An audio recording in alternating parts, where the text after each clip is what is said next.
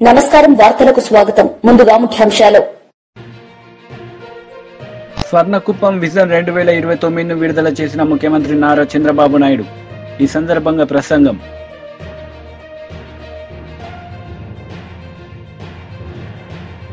మాజీ మంత్రి Ambati Rambabu press meet TDP నేతలపై ఫైర్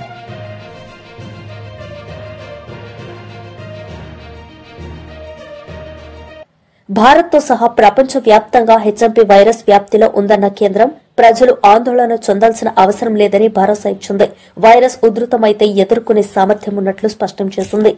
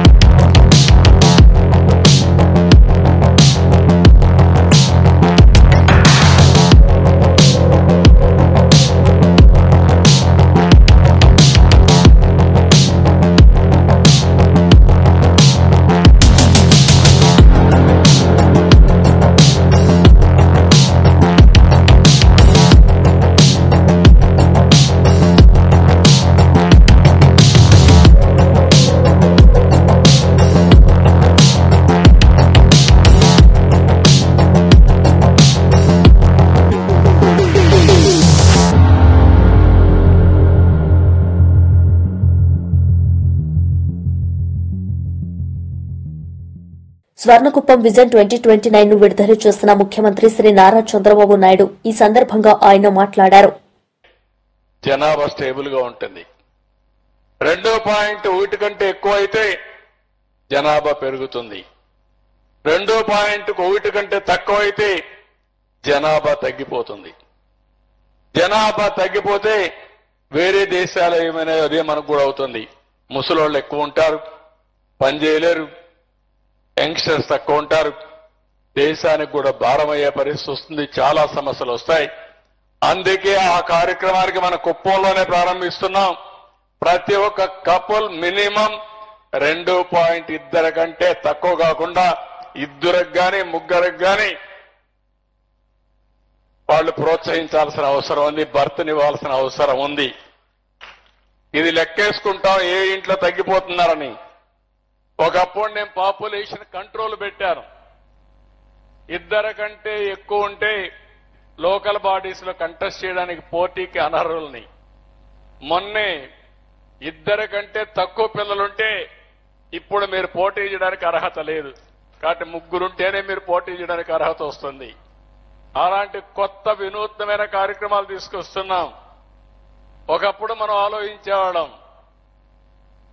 5 మంది ఉంటే 5 × 5 25 కేజీలు బియ్యం ఇచ్చేవాళ్ళం. 6వ వ్యక్తి ఉంటే 25 కేజీలు ఇచ్చేవాళ్ళం. ఇప్పుడు అట్లా కాకుండా ఒకే వ్యక్తి ఉండి 2 వ్యక్తులుంటే వాళ్ళకి తక్కువ ఇచ్చి ఎక్కువ మంది ఆ కుటుంబంలో ఉంటే ఎక్కువ ఆర్థిక సహాయం చేసే విధంగా అన్ని కార్యక్రమాలకు రూపకల్పన చేస్తాం.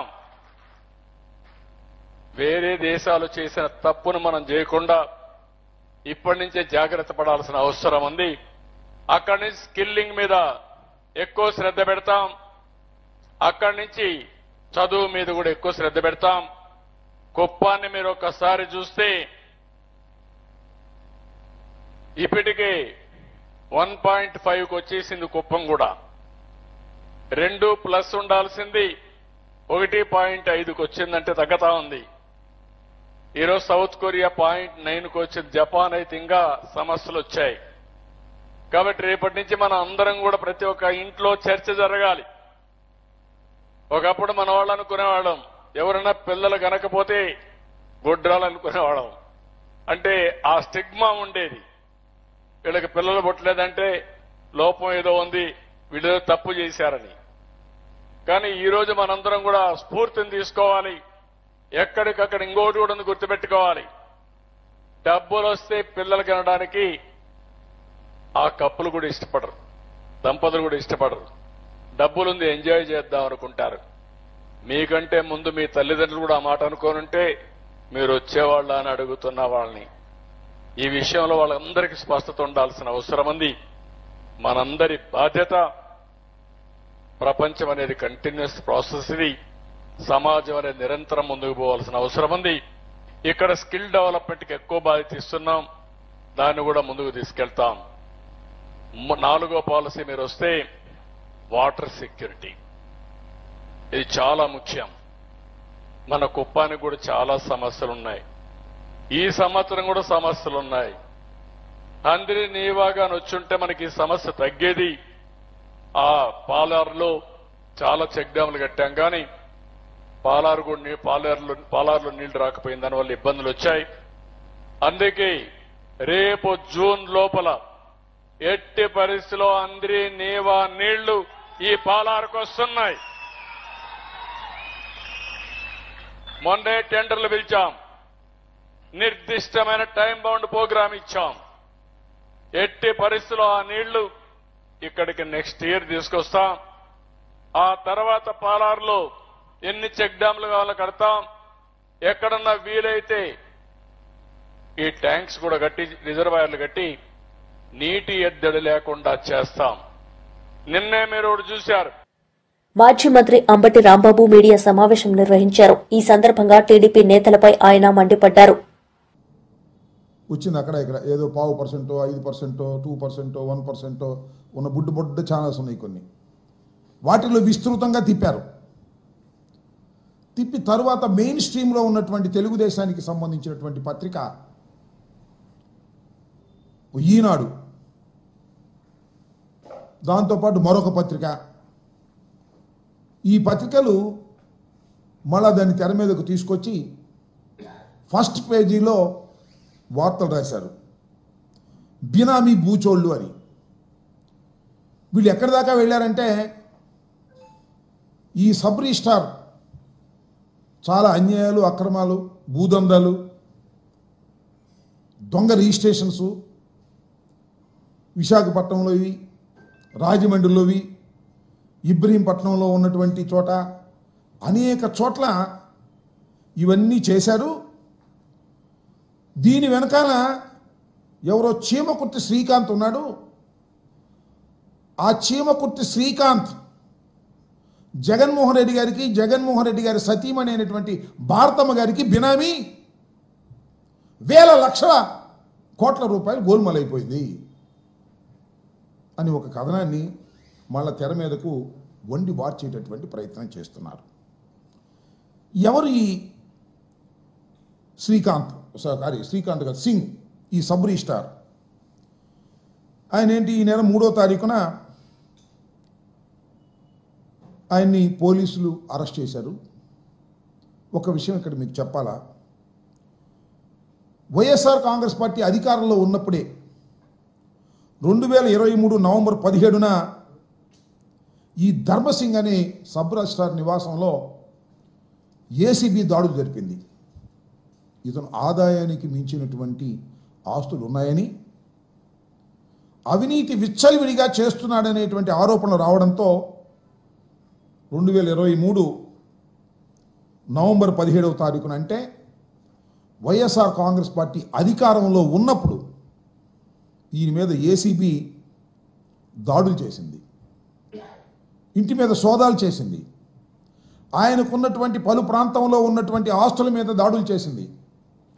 ఇంట్లో ఉన్నటువంటి ఈ సింగు గారు గోడ దిగి పారిపోయాడు. ఆ రోజున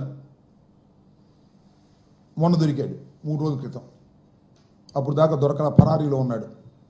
ఎవరు ఈ సబ్ రిజిస్ట్రార్ సింగ్ అంటే, ఆయన పేరు పెద్ద సింగ్, దాని పేరేంటి, ఆయన బాలనాగ ధర్మసింగ్. ఈయన ఏంటి ఆయన కథ అంటే, 2014 నుంచి 2019 వరకు విజయవాడ ప్రాంతంలోనే సబ్ రిజిస్ట్రార్గా ఉన్నారు. చాలా అవినీతి ఆరోపణలు ఆయన మీద వచ్చాయి. వైఎస్ఆర్ కాంగ్రెస్ పార్టీ ఆయన మీద యాక్షన్ తీసుకోవడానికి ప్రయత్నం చేస్తే పారిపోయి మొన్న దొరికాడు 3వ తారీఖున. దొరికిన తర్వాత మాజీ మంత్రి జగదీష్ గౌడ్ మీడియా సమావేశం నిర్వహించారు. ఈ సందర్భంగా సీఎం రేవంత్ రెడ్డిపై విమర్శలు చేశారు. బోర్లా పడ్డాడు, మూతి వాయ కొట్టుకున్నాడు ఇవాళ తెలంగాణ ప్రభుత్వం. దాంట్లో నుంచి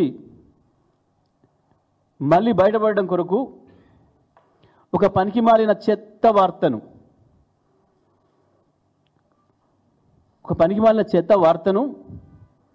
ఇవాళ అన్ని టీవీలకు ఇచ్చి 10 గంటల నుంచి ప్రారంభమైన చర్చ రాష్ట్రంలో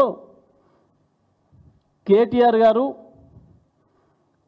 కోర్టులో ఉంది సమస్య, జడ్జిమెంట్కు ఉంది, పైగా ఇవాళ వారి స్వయాన సొంత మామగారు వారు ఇవాళ ఏడాది మాసికమంటాం,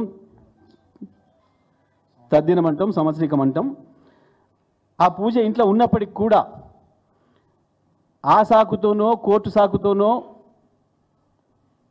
పోకుండా ఉండే అవకాశం ఉన్నా, నేను ఇంకోనాడు వస్తా అని చెప్పే అవకాశం ఉన్నా, ఒక బాధ్యత గల నాయకుడిగా, చట్టం పట్ల రాజ్యాంగం పట్ల గౌరవం ఉన్న పౌరుడిగా స్వయంగా హాజరైనరు. కేవలం న్యాయవాదులు ఉన్నాడు, పక్కన న్యాయవాది ఉంటే మేము రానియమని చెప్పి 45 నిమిషాలు పైగా రోడ్డు మీద నిలబెట్టి విచారణ అధికారే బయటకు వచ్చి మీరు ఏమి ఇవ్వదలుచుకుంటో ఇవ్వండి సార్ అని చెప్పి వారు రాతపూర్వకంగా తీసుకుపోయిన కాగితం తీసుకొని సంతకం పెట్టి మీరు ఓండి సార్ అని చెప్పి పంపించి, ఇది ప్రపంచం అంతా చూసింది. మీడియా సాక్షిగా, వందల మంది ప్రజలు దారిమడిపోయే వాళ్ళ సాక్షిగా చూసింది సమాజం అంతా కేటీఆర్ గారు ఏ పద్ధతుల్లో ఎట్లా విచారణకు హాజరైననే విషయాన్ని. ఆ మిగతా డ్రామా కుదరలేదు ఇవాళ. అది కూడా మేము జాగ్రత్త తీసుకొని మా మాజీ శాసనసభ్యుడు పట్నం నరేందర్ రెడ్డి విషయంలో ఏదైతే పోలీసులు చట్ట ప్రకారం విధి నిర్వహణ చేయకుండా రేవంత్ రెడ్డి చెప్పిన పద్ధతుల్లో పనిచేసి దుర్మార్గంగా ఆయన చెప్పని విషయాలు చెప్పినట్లుగా అబద్ధాలు రాసి మాకు నరేందర్ రెడ్డి చెప్పిండు, నేమే ప్లాన్ చేసినాం, ఇదంతా ఆఫీసర్లు వస్తే దాడి చేయాలి, చంపాలని చెప్పి కేటీఆర్ మాకు చెప్పిండు అని చెప్పి దొంగరాతలు రాసి కోర్టులో సబ్మిట్ చేసి కోర్టును ప్రజల్ని పగదారి పట్టించే ప్రయత్నం చేసినరు. ఇవాళ మళ్ళీ అది జరగకుండా ఉండాలి అని చెప్పి స్వయంగా తను చెప్పదలుచుకున్న విషయాన్ని రాసి సంతకం పెట్టి తీసుకొని పోయినరు. అది కూడా న్యాయవాదులు కూడా తీసుకుపోయి న్యాయవాదులు సీనియర్ న్యాయవాదుల సమక్షంలో ఇచ్చొస్తా అని చెప్పి తీసుకొని పోయినరు. ఎందుకు రేవంత్ రెడ్డి బయటనే ఉంచి విచారణాధికారే బయటకు వచ్చి తీసుకొని పోయిండు? వాళ్ళు అనుకున్న పన్నాగం నడవలే, బొక్కబుర్ల పడ్డరు, అయిపోయింది. దాని తర్వాత 2 గంటలు ఆయన మేధావులందరూ కూర్చొని, ఆయనకు సలహాలు ఇచ్చే మేధావులంతా కూర్చొని ఏం చేయాలి, బొక్కబుర్ల పడుతుంది, మరి మనం ప్రజల్లోనేమో చర్చ వేరే రకంగా పోతుంది, దీన్ని ఏదో పద్ధతిలో డైవర్ట్ చేయాలి కదా అని చెప్పి ముందే అనుకున్న స్కీమ్ కేటీఆర్ ఇంటి మీద రైడ్ చేసి ఏదో కాగితాలు దొరికినాయని చెప్పాలనుకునేవి ఏవైతున్నాయో వాటిని మీడియా మిత్రులకు పంపించి,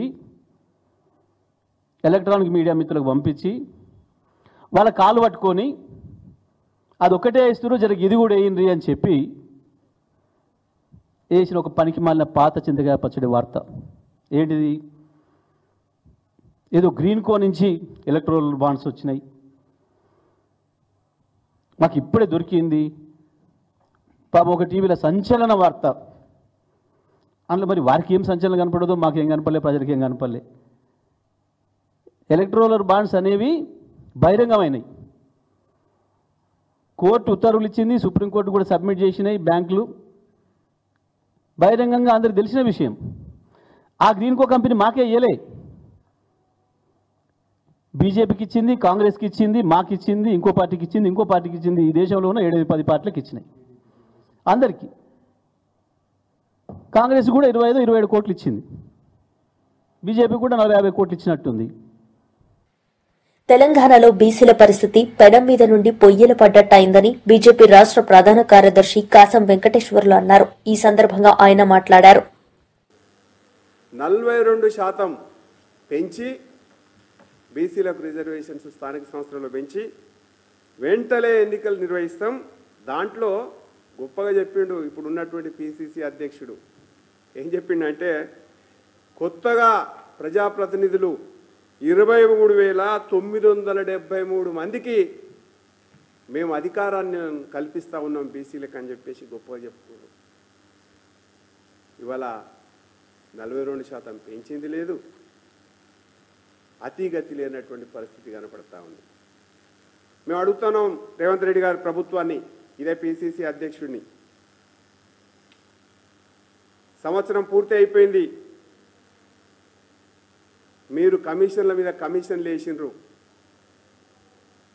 బీసీ రిజర్వేషన్ల పెంపు మీద కమిషన్ వేసిండ్రు, ఆ కమిషన్ తర్వాత కులగణన చేపట్టిండ్రు, ఆ కులగణనకు సంబంధించినటువంటి రిపోర్ట్ని ఏమన్నా బయట పెడతారా?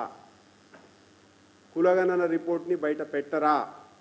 ఎందుకోసం అడుగుతున్నాం అంటే కేసీఆర్ గారి ప్రభుత్వం ఒకటే రోజు రాష్ట్ర వ్యాప్తంగా ఇంటింటికి సర్వే చేసి ఆ మొత్తం దుబాయ్లో ఉన్నోళ్ళు, అమెరికాలో ఉన్నోళ్ళు కూడా వచ్చేసి ఆ రోజు సబ్బండ వర్గాలు వచ్చేసి సర్వేలో పాల్గొని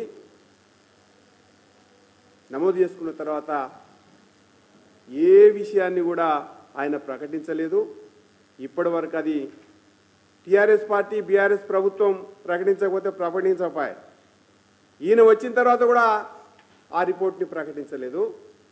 దానికి పోను మళ్ళీ బీసీ కులగణన, మొత్తం కులగణన చేస్తామని చెప్పేసి ఇంతవరకు ఎంత పర్సెంటేజ్ బీసీలు ఉన్నారు, వాళ్ళకి 42% ఎట్లు ఇస్తారు అనేటువంటి విషయంలో ఇప్పటి వరకు స్పష్టం చేయకుండా కాలయాపన చేస్తున్నటువంటి పరిస్థితి ఇవాళ మనకు కనపడతా ఉంది.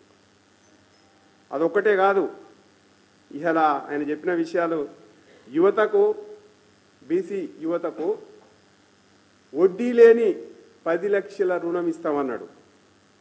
సంవత్సరం పూర్తయింది, ఎంతమందికి ఇచ్చిరో బయట పెట్టాలని చెప్పేసి మేము డిమాండ్ చేస్తూ ఉన్నాం. తర్వాత ప్రతి మండలానికి నవోదయ మోడల్ స్కూళ్ళు, బీసీ గురుకులాలు ఏర్పాటు చేస్తూ ఉన్నాడు. ఎన్ని గురుకులాలు ఏర్పాటు చేసినావు కొత్తగా చెప్పాలని చెప్పేసి అడుగుతున్నాం.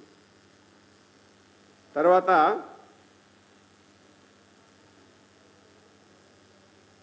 సివిల్ కన్స్ట్రక్షన్స్ మెయింటెనెన్స్ కాంట్రాక్టర్లందరికీ కూడా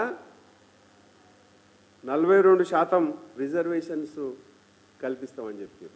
ఏ సివిల్ కాంట్రాక్టర్కు ఎప్పుడు రిజర్వేషన్స్ ఇచ్చినావు, ఏం సంగతి రుణం ఇచ్చినావో చెప్పాలని చెప్పేసి మేము అడుగుతా ఉన్నాం. తర్వాత రేవంత్ రెడ్డి గారి సర్కారు బీసీలకు పొన్నం ప్రభాకరు లేకపోతే పిసిసి అధ్యక్షుడు గొప్పగా చేస్తున్నాం అన్నాడు. మీ ఎన్నికల మేనిఫెస్టోలో చైనాలో విజృంభిస్తున్న హ్యూమన్ మెటా నియోనియా వైరల్ కేసులో కర్ణాటక, గుజరాత్ లో బయటపడడం కలకలం రేపుతోంది. బెంగళూరులో 2 చిన్నారులు, అహ్మదాబాద్ లో మరో చిన్నారికి ఈ వైరస్ సోకినట్లు కేంద్ర ఆరోగ్య శాఖ ప్రకటించింది. భారత్ తో సహా ప్రపంచవ్యాప్తంగా ఉత్తమ నాయకులు, కార్యకర్తలతో విద్యాశాఖ మంత్రి నారా లోకేష్ సమావేశమయ్యారు. ఈ సందర్భంగా ఆయన మాట్లాడారు. వాళ్ళు కొడితే ఊరుకుంటావా మనం? చెప్పన్నా, వాళ్ళు రాయొస్తే మనం ఊరుకోవాలా? కుదరదు. నా దగ్గర అయితే అది కుదరదు. 2 పీకారు. రాత్రి వెళ్ళి నేను గుర్తుంది, నైట్ హాల్ట్కి వెళ్ళాం, కొడుకుంటే పొద్దునే ఎస్ఐ గారు వచ్చారు.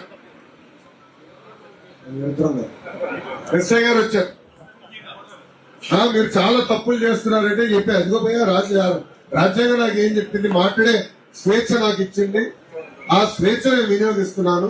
నేనేం తప్పు చేశానో చెప్పండి.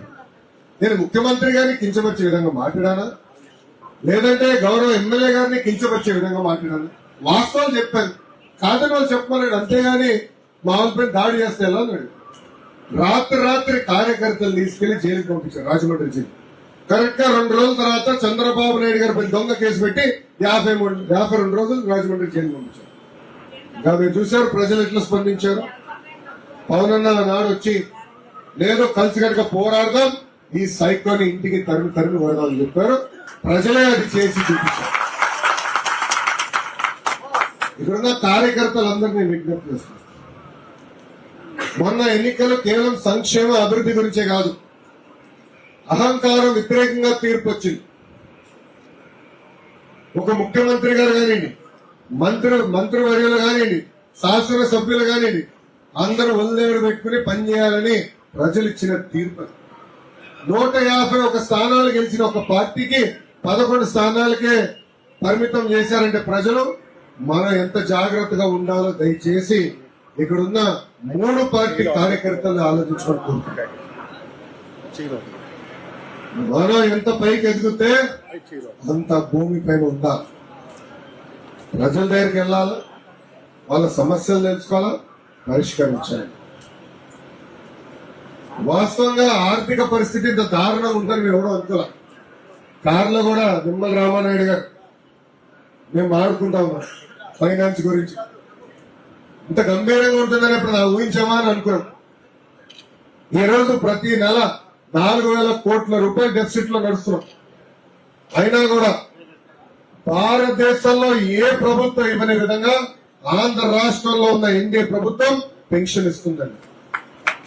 4,000 రూపాయలు ఏ రాష్ట్రంలో ఇవ్వట్లా. వికలాంగులకు 6,000 రూపాయలు ఏ రాష్ట్రం ఇవ్వట్లా. మనం కలిసి కట్టిస్తున్నాం. మూసేసిన అన్న క్యాంటీన్ తెలిసి ప్రారంభించింది మన ప్రభుత్వం. ఉచితంగా మనం 3 గ్యాస్ సిలిండర్లు ఇస్తానని హామీ ఇచ్చాం, అది కూడా అమలు చేసింది మన ప్రభుత్వం. ఇది మనం బలంగా చెప్పుకోవాల్సిన అవసరం ఉంది. చేసిన పనులు మనందరం కలిసికట్టుగా ముందరికి వెళ్లి చెప్పుకోవాల్సిన అవసరం మనందరి పైన ఉంది. ఇంతేకాదు, సైకోకి వేరే పనులు ఉండదు, మన మధ్య చిచ్చు పెట్టేదానికి ఇదే పని. దయచేసి మనందరం అప్రమత్తంగా ఉండాలి. బూత్ స్థాయి దగ్గర నుంచి జాతీయ స్థాయి వరకు మనందరం కలిసికట్టుగా పనిచేయాలి. ఇది కేవలం ఒక ఇండియా కోసం లేదా వేరే ప్రయోజనాల కోసం కాదు, రాష్ట్రం కోసం, దేశ సమగ్రత కోసం మనం పనిచేయాలి. బాబు గారు కూడా ఎక్కడికి వెళ్ళినా ప్రధానమంత్రి నరేంద్ర మోడీ గారి నాయకత్వం గురించి మాట్లాడుతున్నారు. సమర్థవంతమైన నాయకత్వం రావాలి. దేశాన్ని మనం ముందరు తీసుకెళ్లాలి. 2047కి భారతదేశానికి స్వాతంత్రం వచ్చి 100 సంవత్సరాలు అవుతుంది. డెవలప్డ్ దేశంగా మనం నిలబడాలనేది అటు ప్రధానమంత్రి నరేంద్ర మోడీ గారిది, ఇక్కడ మన ముఖ్యమంత్రి చంద్రబాబు నాయుడు గారి కళ. ఇది సాధించాలంటే కలిసికట్టుగా పనిచేయాలా. ఏమైనా ఇబ్బందులు ఉంటే వచ్చి నాకు చెప్పండి, నేనన్నా మిమ్మల్ని కన్విన్స్ చేస్తా, మీరన్నా నన్ను కన్విన్స్ చేయాలి. అంతేగాని మిస్ ఫైర్లు, క్రాస్ ఫైర్లు, విడాకులు అవుట్ ఆఫ్ క్వశ్చన్. మనందరం కలిసికట్టుగా పనిచేయాలి, కలిసికట్టుగా ముందరికి వెళ్లాలని ఈ సభాముఖం తెలుపుకుంటూ నాకు ఇంత అద్భుతమైన అవకాశం ఇచ్చిన వర్మ గారికి నా హృదయపూర్వక ధన్యవాదాలు తెలుపుకుంటూ మాజీ మంత్రి గుడివాడ అమర్నాథ్ మీడియా సమావేశం నిర్వహించారు. ఈ సందర్భంగా ఆయన మాట్లాడారు. శ్రీకాకుళం వరకు మొదలు పెట్టమంటారా? గతంలో 15 సంవత్సరాలు మీ తండ్రి గారు ఉమ్మడి రాష్ట్రానికి 10 సంవత్సరాలు, రాష్ట్ర విభజన జరిగిన తర్వాత 5 సంవత్సరాలు, 15 సంవత్సరాలు మొన్న వచ్చినటువంటి అధికారానికన్నా ముందు 3 పర్యాయాలు ఈ రాష్ట్రానికి ముఖ్యమంత్రిగా చేశారు. గతంలో ఎప్పుడు కూడా ఉత్తరాంధ్రకి ఆయన హయాంలో జరిగినటువంటి కార్యక్రమాలు ఏంటో ఒకసారి చెప్పుంటే మేము మిగిలినటువంటి వాడికి సమాధానం చెప్పేవాళ్ళం. జగన్మోహన్ రెడ్డి గారు గడిచినటువంటి 5 సంవత్సరాల్లో శ్రీకాకుళంలో మొదలు పెడితే ఉద్దానం కిడ్నీ సమస్యకు సంబంధించి 700 కోట్ల రూపాయలతో వాటర్ ప్రాజెక్టు నిర్మించాం, కిడ్నీ రీసెర్చ్ సెంటర్ నిర్మించాం. ఎన్నో దశాబ్దాలుగా ఉన్నటువంటి మూలపేట పోర్టు నిర్మాణం, శ్రీకాకుళంకి సంబంధించి ఆ ప్రాంతం తాలూకు రూపురేఖలు మార్చేటువంటి శ్రీకాకుళం పోర్టు, మూలపేట పోర్టు నిర్మాణాన్ని ప్రారంభించాం. విజయనగరంలో మెడికల్ కాలేజ్ నిర్మించాం, కురుపాంలో ట్రైబల్ ఇంజనీరింగ్ కాలేజు, పార్వతీపురంలో మెడికల్ కాలేజు, సెంట్రల్ యూనివర్సిటీకి సంబంధించినటువంటి భూమి పూజ చేశాం. అత్యంత ప్రతిష్టాత్మకమైనటువంటి భోగాపురం ఇంటర్నేషనల్ ఎయిర్పోర్ట్. గతంలో మీరు కేవలం మీకు కావాల్సినటువంటి మనుషుల కోసం మీరు చేసినటువంటి కార్యక్రమాలు మేము చూసాం. మేము అధికారంలోకి వచ్చిన తర్వాత అనేక కోర్టు కేసుల అడ్డంకులు ఉంటే 2002 ఎకరాలు, ఎందుకంటే నేను ఆ శాఖకు సంబంధించినటువంటి మంత్రిగా పూర్తి పర్మిషన్స్ కానీ ఆ ల్యాండ్ ఎక్విజిషన్ కానీ పూర్తిగా అన్ని మేమే సేకరించి అన్ని రకాలైనటువంటి పర్మిషన్స్ తీసుకుని వచ్చి కాంపౌండ్ వాల్ నిర్మించి రీహాబిలిటేషన్ అక్కడ ఉన్నటువంటి గ్రామ ప్రజానికానికి కల్పించి 2023 మే 3వ తారీఖు 1వ తారీఖు సబ్జెక్టు కరెక్షన్ డేట్ పనులు ప్రారంభించి ఈరోజు ఏ స్థాయిలో పనులు జరుగుతూ ఉన్నాయో కూడా మీరు చూస్తూ ఉన్నారు. ఐటీ కంపెనీ గురించి అడిగారు. ఇన్ఫోసిస్ తీసుకొచ్చింది ఎవరు విశాఖపట్నానికి? ర్యాన్స్టాడ్ లాంటి పెద్ద కన్సల్టెంట్ కంపెనీ, ప్రపంచంలోనే అతిపెద్ద కన్సల్టెంట్ కంపెనీ ర్యాన్స్టాడ్ తీసుకొచ్చింది ఎవరు విశాఖపట్నానికి? WNS ఈరోజు మీరు చెప్తా ఉన్నారు HSBC వెళ్ళిపోయిందని చెప్పి, అదే HSBC ఆ బిల్డింగ్ లో WNS తీసుకుని వచ్చి 3000 మందికి ఉపాధి కల్పించింది ఎవరు? ఎవరు ప్రభుత్వంలో చేశారు? మీకు ఇవేవి కనబడరు. మేము తీసుకొచ్చినటువంటి TCS ను కూడా మీరే తీసుకొచ్చారని చెప్పుకునేటువంటి పరిస్థితికి వచ్చేస్తే, ఆ TCS కూడా 10,000 మంది అన్నారు. వార్తలు ముగించే ముందు ముఖ్యాంశాలు మరోసారి. స్వర్ణకుప్పం విజన్ 2029ను విడుదల చేసిన ముఖ్యమంత్రి నారా చంద్రబాబు నాయుడు. ఈ సందర్భంగా ప్రసంగం.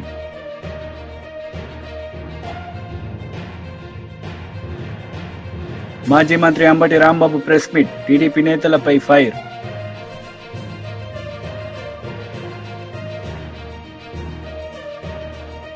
ఈ వార్తలు ఇంతటితో సమాప్తం. తిరిగి ప్రసారమయ్యే వార్తల్లో మళ్ళీ కలుద్దాం. అంతవరకు సెలవు. నమస్తే.